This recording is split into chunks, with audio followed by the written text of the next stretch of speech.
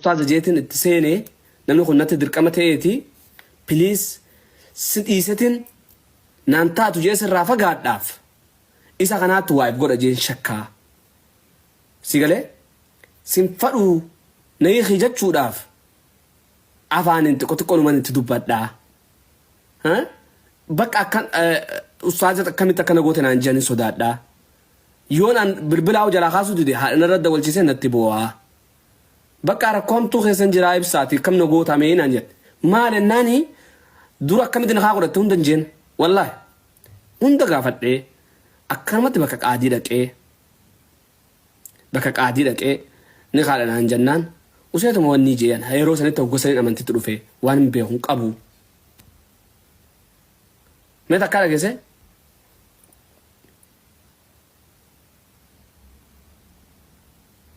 kanaafu guutumaan guututti ammaan uummata kanaan maaliin isinitti dhaammatuu barbaada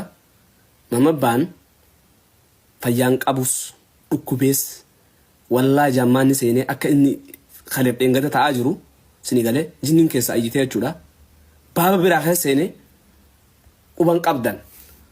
waa hedduudhas yoon gabbee uummata kanaan gargaaraa jeen waan qaalicha maraataa kanaan naan jaa uummanni akkas dubbaduu qabu isa yaa ibsaa kiyyana dhaqqabijaa isa qofaa miti jaammaata keessa na dubbisa jinni hundaa keessa na dubbisa nama kana keessa jechuudha yoo oromoo akkana jee akkana isa jaalalamiyoon isaan qabne tan hin argu jaalalamiyoon isaan qabne hin argu yoon akkati boonii jeen bara akkana hunda naan jette yoo jeen kee buqqifatee na dheessa daran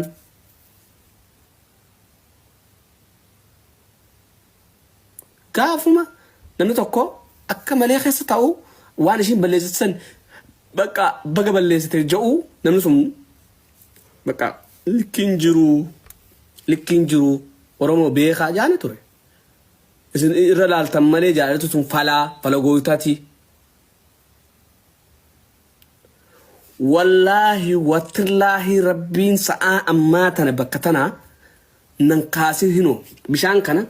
qismii kiyyan godhin bishaan kana qismii kiyyan godhin mamabbaan milyoon haga mamabbaan milyoon isa jaalattu isiin isa mu'aawun jaalattu dhibbatti mu'aawun taisaa tana itti seenee akkamiin taanaan jetti bara yoo keetin wanni jajee miidiyaa kana rabbashaa yoon keenoo na hiiki jeen haadha natti boochisaa jirurran jiruu ibsaan xamada ajaa'ibaa keessan jiraan jette an nam baradha jeetin itti seenee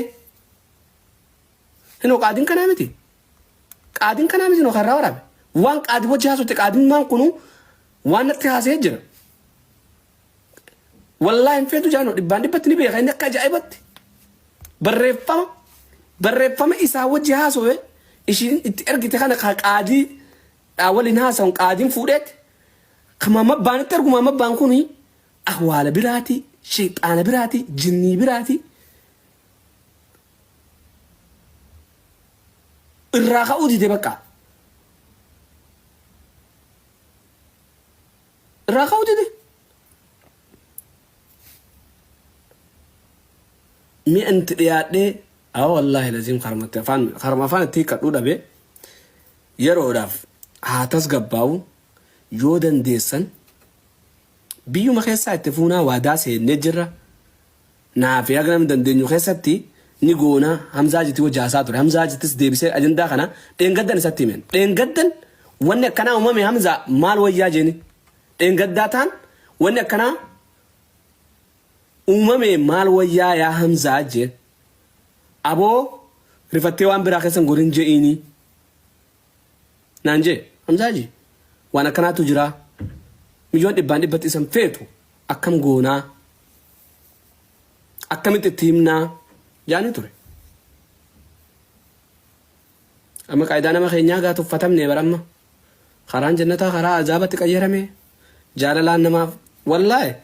wallaahi milyoon booniyyan tuni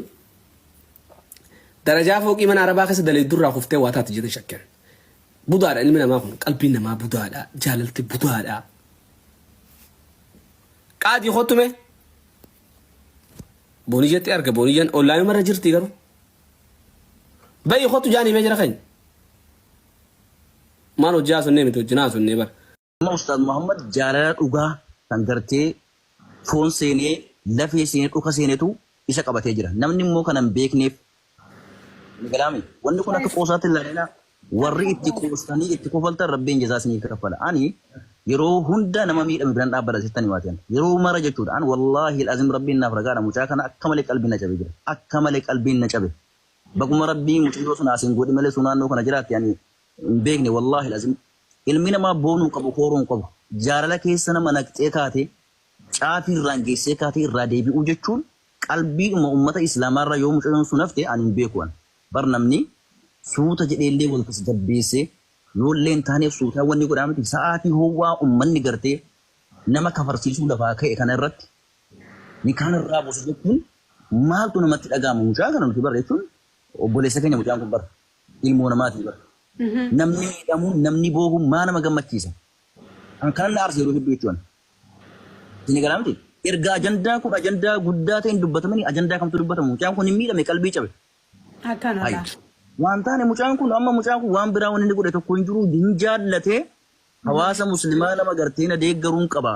nama na jaallatuun qaba jedhee gammachuusaa achi as baafnaan uummanni haasida ta'ee itti ta'e yeroo tokko miidiyaatti ol bahee miti akkuma miidiyaa irratti ol bahee miidiyaa irratti gargaaramee mucayyoo sana caaltu kadhaabbii qabdu kan funyaan muraan taane digalee kan rifeensi diida keessa ciisu kan laallaan qalbii isaa hawwatu karakkaatti wucuu qabna loogoo kana achi as baafne jechuudha. Makiinaa harri makiinaa 30-40 manni ajaa'ibaa ijaaramee fi akkana malee madaa mucaa kanaaf fayyu yoo namummaa qabaatan kaa dhaabbadha. Kalas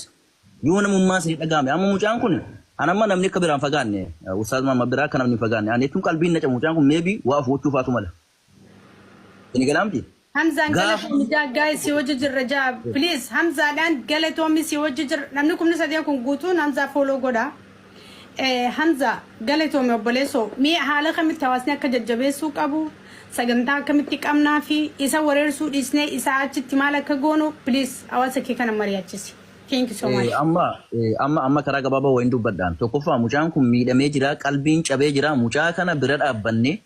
dubartii bareedduu lookoo fakkaatu fuusifne akka gartee warri gadda isaatti gartee gammade warri immoo gammachiisaatti gaddu سيقالي أكن خسارة قونا إن شاء الله. لا رسول الله عليه الصلاة والسلام دائما يرو كند رسولي ابغوني في الضعفاء جن نما لافا نما مسكينة نما ميت أبي برتنا وربادا يا رسول الله عليه الصلاة والسلام. مجانكم ميت أميرا خلاص جالتي أبي أمني أكو مقرتي اتدول سنة كنو أمني كنو قلمان قهاتي ونجرب بربادا مال أدبا سلامتو كنو أدبا سنة أقام مدنو أدبا سنة قرو مجاكنا نمي ربي جيش برد أبتي أجي ربي رارغت أنكرا قواقر مجران نما قلبين شبه Maqaan isa badee ustaazummaan irraa fuudhamee ilaa sadarkaa kufriitti geessee uummanni kun amma suuqii kana dhabee yoo calliftanii jaallaltan ani hin beekne wallahi lazima akka kiyyatti qalbiin na cabe akka malee garaan nama daayan akka malee garaan nama daayan karaan akkin ulaafuun akkina fakkaatu zasanzaa ulamaayoota wajjin ammati wal qunnamtee amma gargaarsa feemasootaa keessaa achi bahee mana keetitti banamee yookaan mana Hamzaa Sheejjaabir mana tokko nuu qabaati. Isin mari'adha ulamaayonni isin jala yaan amma ajandaa mucaa kana sheekotiin fudhadhaan irraa adaraa rabbii irraa fudhaa amma ilaale haasawni kee dhugaa ta'e osuma jiru kun amma sheekotii qofa laallatu nama namummaa qabu laallata dhimmi mucaa kana dhimmi mucaa kana nama namummaa qabu walaa islaama walaa kiristaanaa la mucaan kun jaallatee dhabe mucayyoon isa kaaddee itti caffartee itti koortee itti boontee isa kaaddee booniyyaa si barbaadde jedhan yoo maqaa kiyyatti dhooftanii nu dafee dhufa yalla akkanumatti kottin jedhinaan immoo Boniyye siyama nasra way boniyye akka malee sagoote isuma deessite nama madaa yemmuu bira dhaabbatu rabbii jecha kan bira dhaabbannu malee sigalee walaa sheekotiifis miti namummaadha kan mucaa kana bira nama dhaabsisu yookaan ammoo namummaa yoo hin qabnu jechuudha mee usuus hin taate kam taatamme mee kana jeefi sheekha na ubadu ustaas waniin kana jeefi